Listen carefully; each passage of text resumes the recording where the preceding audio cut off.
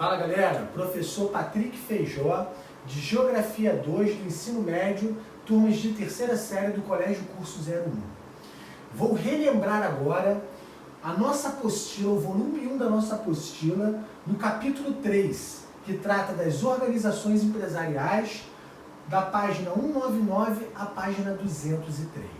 Então ela começa assim na página 199. O início da Era do Petróleo. Esse é o primeiro item. Meu amigo, aquilo que nós chamamos de Era do Petróleo coincide com a nossa segunda Revolução Industrial, com o momento em que esse combustível fóssil, que é o petróleo, que nós já estudamos e sabemos que o petróleo é um antigo ambiente marinho que foi soterrado e fossilizado, liberando hidrocarbonetos, e esse óleo de pedra, que é o petróleo, esse petróleo, tem uma gama muito grande de utilizações.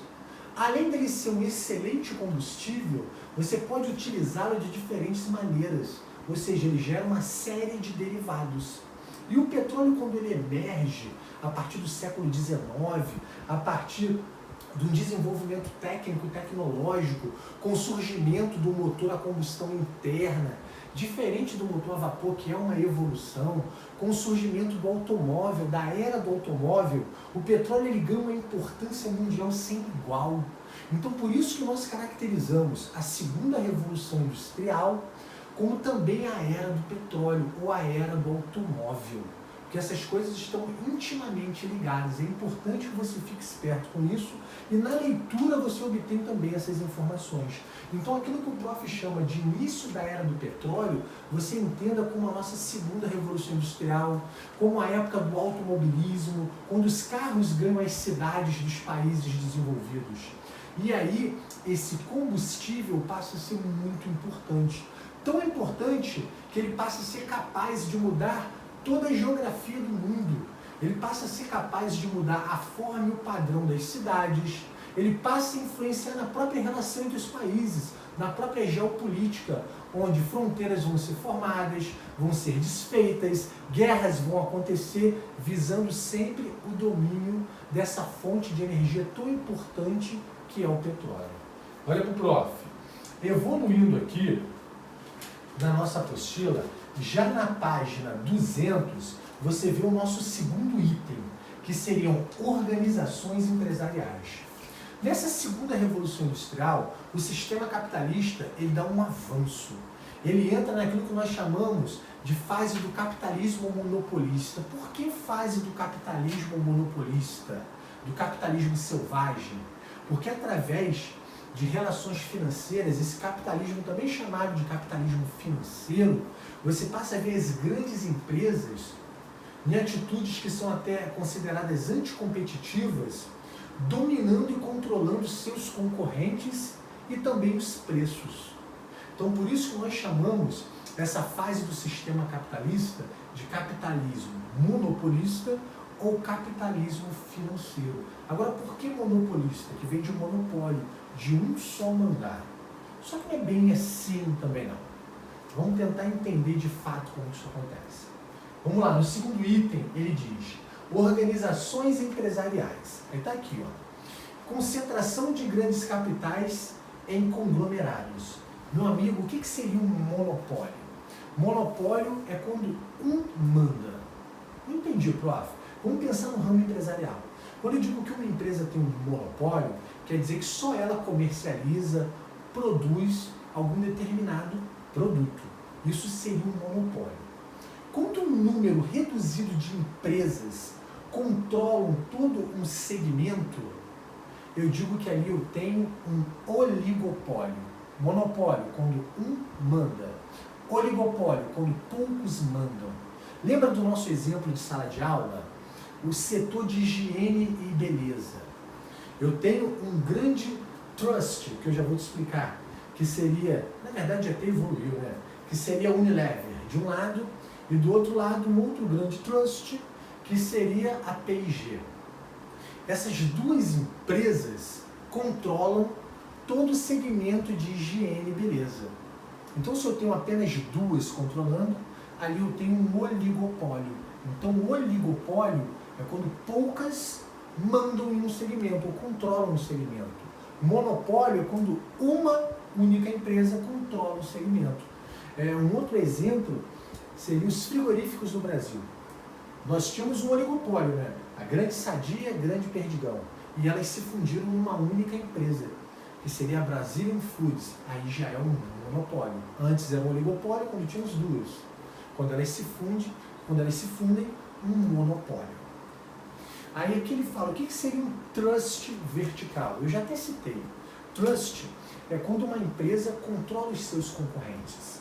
Eu vou chamar de trust vertical quando uma empresa ela controla todas as etapas de produção de uma determinada coisa. Por exemplo, um trust vertical que controla ali a produção de um carro, desde a extração da matéria-prima, dos minérios, até a fabricação do pneu, ou seja, todas as etapas ali daquele carro. Isso poderia ser um trust vertical, um exemplo de trust vertical. Ou seja, trust vertical, quando você tem uma empresa que domina todas as etapas de produção de um determinado produto. Já é diferente de um trust horizontal, que é quando uma empresa ou um grupo controla os seus concorrentes. É como se ele comprasse a maior parte das ações dos seus concorrentes e acaba competindo com ele mesmo. Quando a Ambev chegou ao Brasil, ela era um trust horizontal, né? Você tinha a Ambev, que comprou a Antártica, que comprou a Brahma, que comprou a Skol, e ela competia com ela mesma. Se você comprasse qualquer uma dessas bebidas, você acabaria comprando produtos da Ambev. Ou seja, isso seria um trust horizontal. E um conglomerado é quando um grupo empresarial vai adquirindo outras empresas, muitas das vezes de ramos diferentes, formando um grande conglomerado. Ou seja, um grande grupo financeiro que atua em diferentes ramos. Isso faz muito lembrar um holding, né? O holding é famoso depois da Segunda Guerra Mundial, quando uma empresa ela vai atuando em diferentes segmentos. Um exemplo de holding seria um polvo, né? Nós chamamos de empresa polvo, onde cada tentáculo do polvo seria um segmento diferente de atuação daquele holding. Um exemplo clássico de holding é a Mitsubishi, né? Como uma empresa holding, uma empresa polvo. A Mitsubishi ela fabrica televisores, carros, até canetas, ou seja, seria um holding. Ela atua em segmentos de mercados diferentes. Aí o terceiro item seriam as práticas de mercado. Nossa, se eu tenho grupos tão fortes, tão grandes, que controlam outras empresas, eles acabam influenciando também nos preços, na competitividade, eles acabam influenciando nos mercados de maneira geral, eles acabam influenciando na competição entre as empresas. É claro, sempre visando um maior lucro. E assim eles acabam desenvolvendo uma série de práticas que são consideradas hoje práticas ilegais, como por exemplo o cartel. O cartel é uma prática ilegal. O que seria um cartel? Cartel é quando um grupo de empresas se unem para estipular um preço. Por exemplo, você vai ao shopping e quer comprar um tênis.